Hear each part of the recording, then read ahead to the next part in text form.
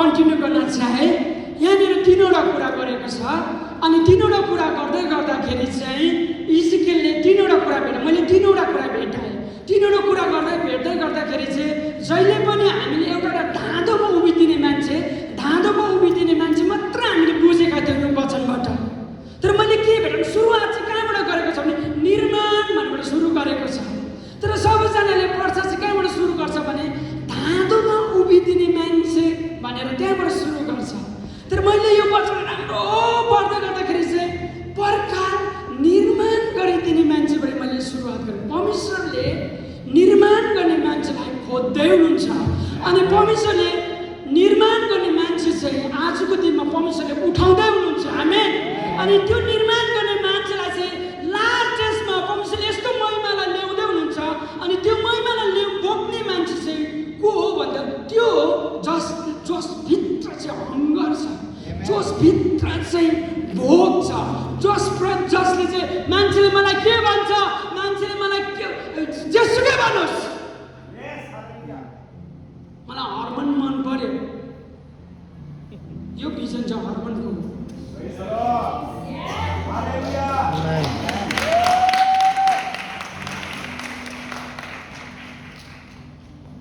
उसले के बुझ्यो हामीलाई थाहा छैन हामीले के बुझ्यौँ हामीलाई थाहा छैन तर आत्माको संसारभित्र चाहिँ प्रभुले एउटै कुरा भन्नुभयो म जन्माउँछु जन्माउने बेलामा तपाईँलाई बताइदिउँ जन्माउने बेलामा कोही पनि बेला हुँदैन जन्माउने बेलामा जन्माउने मान्छे एक्लै हुन्छ घरको परिवार हुन्छ आफन्त हुन्छ चर्चको लिडर्स हुन्छ तर तपाईँलाई बताइदिउँ जन्माउने बेलामा चाहिँ चाहे सिजर गरोस् चाहे लेबर पेन लागेर गओस् किन मेरो वाइफलाई लिएरै जाँदाखेरि उसलाई एक्लै लिएर गएको लेबर पेनमा अनि मलाई पोस्नु दिएन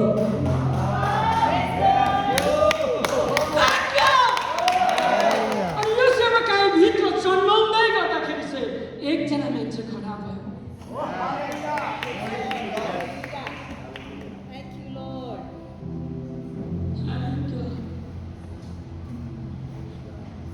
त्यो पेन चाहिँ कस्तो हुन्छ बाइबलले भन्छ लेबर पेन चाहिँ कस्तो चाहिँ हुन्छ भनेर बाइबलले मृत्युको त्यो मुखमा पुग्छ भनेको छ यदि तँ होसियार भइनस् र यदि तैँले प्रार्थना गरिस् त मर्छस् भनेर बाइबलले भनेको छ हर्मन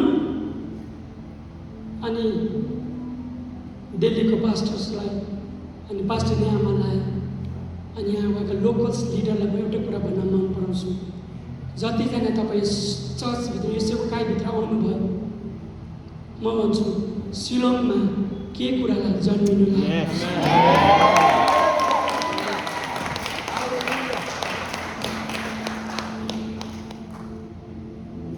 त्यो छटपटाहट त्यो दुखाइ त्यो पेनको बाटो त्यो जन्माउनेले मात्रै सक्नुपर्छ मलाई पनि किन भित्र आत्माबाट आज तपाईँभित्र यो कुरा म पेनलाई म थाहा गर्दछु परमेश्वरले यस्तो कुरालाई जन्माउँदै हुनुहुन्छ मलाई खुसी लाग्यो मैले पास्टर जोसेफलाई भने म एक्लै हो गान्तोकबाट आउनु होइन यहाँ कि गुरामहरू छ के अरे नाम्चीको सबै जाँदैछ अरे अनि बस एउटै हो अनि मैले हतार याङ्की गुरामको नम्बर मागेँ मलाई फोन गरेँ पास्टर आएर अनिललाई फोन गरेँ अरे अचम्मै लाग्यो मलाई आज मध्य दिनमा म तपाईँलाई एउटै कुराको संजोगले तपाईँ र हामी भेट भएका छौँ संजोगले यो कुनै संजोगले हामी सिलोङसँग हामी कनेक्ट भएको छैन परमेश्वरले केही कुरालाई जन्माउँदै अनि हर्मोनलाई अनि टिमलाई म भन्छु नो डिस्करेज नो हामी के कुरालाई जन्माउन लागेका छौँ मेरो फर्स्टको छोरा जन्मिँदै गर्दाखेरि चाहिँ मेरो बिहानको 5:30 भएको थियो अनि त्यतिखेर चाहिँ लेबर पेन सुरु भयो अनि 6:15 मा उसलाई लेबर रुममा राख्यो अनि दिउँसोको 11:23 मा चाहिँ नानी डेलिभर गरेको थियो मलाई अनि मेरो छोरा सानो छोरा मेरो हातमा दिएको थियो। म तपाईँलाई बताइदिउँ, त्यो छोरा मेरो हातमा आउँदा चाहिँ डाक्टर पनि रमाए, यति साह्रो खुसी भयो। अनि हामी त्यसरी नै खुसी हुनेवाला छौँ। परमेश्वरले ठुलो कुरालाई जन्माउँदा हुनुहुन्छ, ठुलो कुरालाई व्यक्त गर्दै हुनुहुन्छ।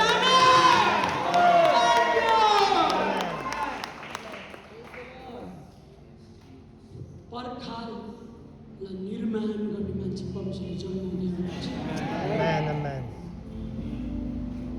ठुलो जिम्मावारी प्रार्थना चाहिँ कस्तो भने त हाम्रो पनि जुममा प्रार्थना भइरहेको छ। अहिले बिहान लगभग 3 महिना भयो। म बिहान 4 बजी उठेर खाना पकाउनुपर्छ। 5 बजीसम्म सबै खाना पकाइसकेर चाहिँ 5 बजीदेखि 6 बजीसम्म हामी जुममा प्रार्थनामा बस्छौँ। अनि यो गरेको चाहिँ हामीले 3 महिना भयो। अनि यो प्रार्थना चाहिँ लगभग हामी लामो लानेवाला छौँ। अनि यो प्रार्थना हामीले मात्रै सुरु गरेका छैनौँ। यो प्रार्थना पास्टर दुसनाले झन् अगाडिबाट सुरु गरेको रहेछ। मलाई म विश्वास गर्छु नान्सीको प्रेयर टिमले योभन्दा पनि अझै अगाडिबाट सुरु गर्नुभएको होला। अनि एक दिन पास्टर बोली यही जर्मनको कुरा गर्नुभयो हामीलाई कि जर्मनको एउटा गाउँको मान्छेले चाहिँ उनीहरूको चेन प्रेयर चाहिँ 24 घन्टा, अनि त्यो प्रार्थना चाहिँ उनीहरूले 100 वर्षसम्म उनीहरूले गरे अरे। अनि त्यो प्रार्थनामा चाहिँ उनीहरूले मरौमा जाँदा पनि प्रार्थना रिकारा बाबा साकारा बाबा। अनि एक दिन मैले फ्युनल चलाउनु पर्यो। अनि फ्युनल चलाउँदै थियो, मेरो अगाडि डेड बडी थियो। अनि डेड बडीको अगाडि उभिएर म बोल्दै थिएँ। टक्क मलाई क्लिक भयो कि त्यतिखेर त्यो मरेको मान्छेको अगाडि उनीहरूले प्रार्थना गर्दै गर्दै चाहिँ कस्तो देख्यो होला। सुन्नुहोस्, मलाई टक्कै क्लिक भयो। कस्तो चाहिँ भयो होला। क्रिसमसको दिन सबैजना केक काट्ने, टाई लगाएको छ, राम्रो लुगा लगाएको छ, क्यारल खेल्दैछ, तर पनि उनीहरूको मुखमा रिबला साकारा बाबा बाबा बोलेको गरेकै। अनि यो प्रार्थनाभित्र चाहिँ उनीहरूले यस्तो मिस्टीहरू जन्मे अरे, यस्तो फन्डिङ जन्मे अरे। अनि जहाँ चाहिँ मान्छे बाँचेको छैन त्यहाँनिर चाहिँ उनीहरूले यति साह्रो मिस्टीहरू उनीहरूले रेज गरेर पठायो अरे। प्रार्थनाभित्र चाहिँ जन्माउने शक्ति छ, निर्माण गर्ने कुराहरू छ। प्रार्थनाभित्र चाहिँ परमेश्वरले महान काम गर्न लाग्नुभएको छ। आमेन। म तपाईँलाई बताइदिउँ, प्रार्थना कसैलाई पनि मन पर्दैन। प्रार्थना गर्नु अल्छी लाग्छ। प्रार्थना भनेपछि हामीलाई मन दुख्छ। प्रार्थना गर्नु हामीलाई के जस्तो पनि लाग्दैन, हामीलाई दुख्दैन।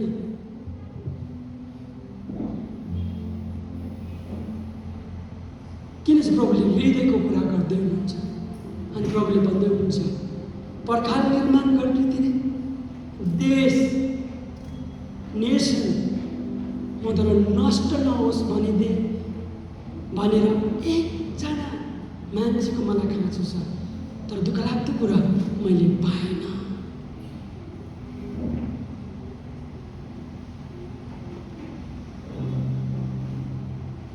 आज देशको सिचुएसन हेर्नु हो भनेलाई, हाम्रो देशको सिचुएसन हेर्नु हो भनेलाई कस्तो स्थितिमा जाँदैछ, कस्तो तपाईँले देख्नु। आज बिहान मात्रै मैले फेसबुकमा हेर्दै गर्दाखेरि कस्तो राहुल गान्धीले कतिवटा चाहिँ मिटिङ गरिसक्यो। तपाईँलाई बताइदिउँ, राहुल गान्धीले जेएनजीलाई प्रेजेन्ट गरेर बोल्दैछ। अनि त्यो बोल्दै गर्दाखेरि उसले उसको पार्टीको पनि कुरा गरेको छैन, बिजेपीको कुरा गरेको, कसैको कुरा गरेको छैन। तर जुन निटको कुरा गर्दैछ, जेएनजीले जुन कुरालाई फेस गर्दैछ, अहिलेको जुन चाहिँ नेट पेपरको जुन चाहिँ फ्ल्यासआउट भयो, जुन कुरा करप्टेड भयो, जुन कुरा खाइदियो, त्यो कुराको लागि ऊ उभिएर बोल्दैछ।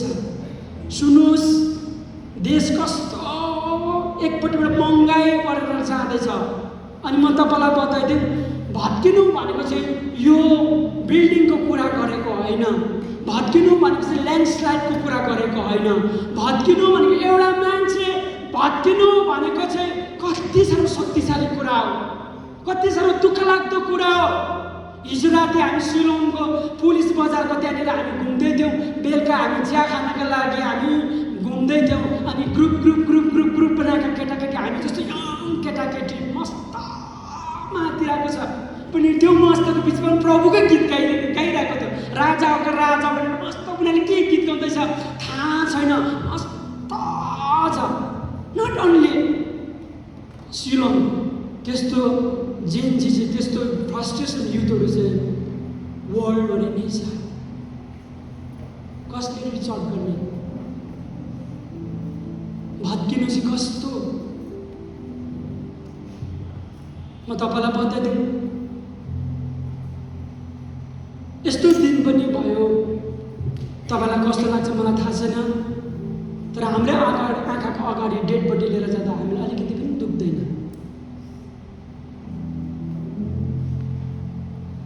पल्लो ठाउँमा के हुँदैछ हामीलाई के वास्ता छैन। मान्छे यति साह्रो सेल्फिस भयो। तर दुःखलाग्दो कुरा, प्रब्लम नपाएको मान्छे त सेल्फिस भयो ठिकै छ, तर हामी बाइबल बोक्ने मान्छे पनि हामी सेल्फिस भयो। बाइबल बोक्ने मान्छे पनि, चर्च जाने मान्छे पनि, प्रभुलाई आराधना गर्ने मान्छे पनि हाम्रो हृदय कतिखेर ढुङ्गा भयो हामीलाई थाहा नै भएन।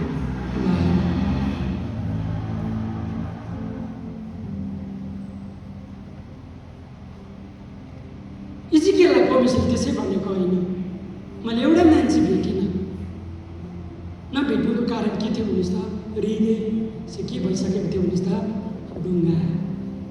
हृदय चाहिँ के भइसकेको थियो भन्नुहोस् त? ढुङ्गा। दुःखलाग्दो कुरा,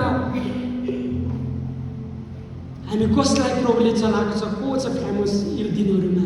कसको हाइलाइट छ, कसको फेसबुक छ, कसको युट्युब छ, को स्पिकरलाई प्रभुले चलाएको छ? हामी त्यसरी हामी मान्छे हेरेर जान्छौँ।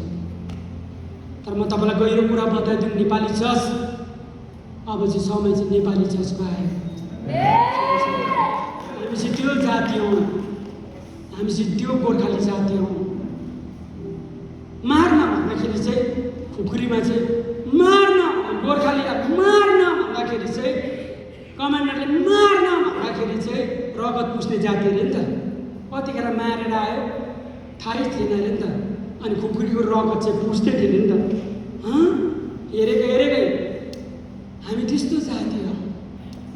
तर त्यो बिचमा हामी पनि कतिखेर हाम्रो हार्ट, हाम्रो हृदय करप्टेड भयो, थाहा नै छैन। आज सास परमेश्वरले करप्टेड हृदयलाई ब्रेक गरिदियो। धेरै प्रार्थना गरेर आएको छु। भत्किनु कस्तो हुन्छ? त्यो कन्स्ट्रक्सन गर्दै नक्सा देखाएको भत्किनु कस्तो हुन्छ हेर्नुहोस् त। एउटा घर चाहिँ भत्काउनु भत्के चाहिँ कस्तो हुन्छ हेर्नुहोस् त। दृश्य राम्रो छ, राम्रो छ। मन पर्यो तपाईँलाई? मजाले मन पर्यो? मजाले मन पर्यो? तपाईँलाई थाहा छ यो कसले हिर्काएको? इजरायलले हिर्काएको। यो गाजाको नक्सा रिसेन्टली हिर्काएको हेर्नुहोस् है त। भत्किनु भनेपछि यस्तो। तर आज म तपाईँलाई यो घरको बारेमा कुरा गरेको होइन, तर भत्किनु भनेपछि मान्छे भत्किएको छ। तपाईँलाई बताइदिनु, एउटा मान्छे भत्किनु चाहिँ, मान्छे चाहिँ कति साह्रो शक्तिशाली कुरा। म भोलि बिहान त्यसलाई सुन्छु। सुन्नुहोस्, तपाईँ र मेरो प्रार्थनाले चाहिँ भत्केको कुरालाई चाहिँ बनाउनका लागि परमेश्वरले खडा गर्दै हुनुहुन्छ। तपाईँको प्रार्थनाभित्र चाहिँ बनाउने शक्ति छ। मेरो पछि सबैजनाले भन्नुहोस्, मेरो प्रार्थनाले बनाउन सक्छ। तपाईँ किन डिस्करेज हुनुहुन्छ? तपाईँको प्रार्थनाभित्र के छ भन्नुहोस् त? बनाउने शक्ति। तपाईँको छेउको साथीलाई भन्नुहोस्, तपाईँको प्रार्थनाभित्र के छ? बनाउने शक्ति छ।